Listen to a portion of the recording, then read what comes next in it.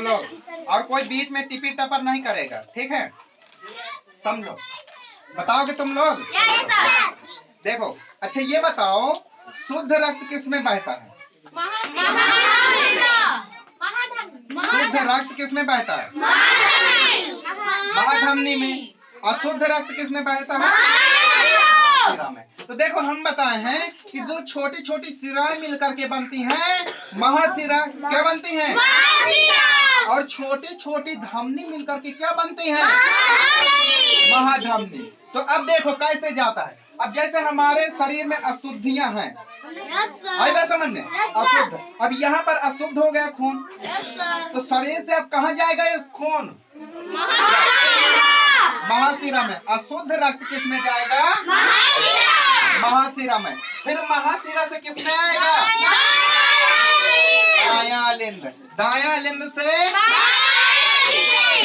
दायां निलय। दायां निलय से फुफ्फुस धमनी। फुफ्फुस धमनी से जाएगा फेफड़ा में, जाए कि नहीं जाएगा?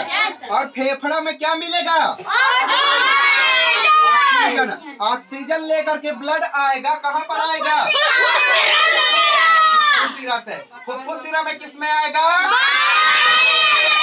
बायां लिंद से बायां निलय। और बायां निलय से फिर समझ में आया नहीं आया? आया? और समझते हैं तो देखो, ये इसमें 4 चैम्बर होते। देखो 1 2 3 4, 1 2 3 4, यानी दायां अलिंद बायां अलिंद, दायां अलिंद दायां निलय। समझ में आया? समझ में आया कि नहीं आया? अच्छा ये बताइए, डॉक्टर शिरा में सुई लगाता है कि धमनी में लगाता है? शिरा में। किस में लगाता है? शिरा में लगाता है।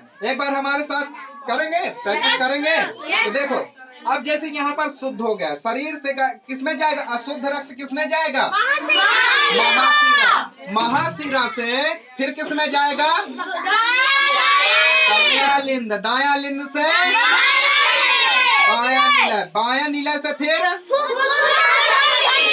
फुफ्फुस धमनी। फुफ्फुस धमनी से जाएगा फेफड़ा में, क्या मिलेगा? ऑक्सीजन। फिर ऑक्सीजन मिलकर के कहां से आएगा? फुफ्फुस शिरा से फिर किस में जाएगा? बायां लिंद। बायां लिंद से बायां निलय से धमनी से पूरे शरीर में। समझ में आया? हाँ, आगे का और जो इसमें इम्पोर्टेंट क्वेश्चन है, आगे हार्ट अटैक कैसे आता है ना? नोड जैसे नोड कहाँ लगता है? आई बात समझ में? और high blood pressure, low blood pressure, ये कैसे होता है आगे समझेंगे। आई बात समझ में?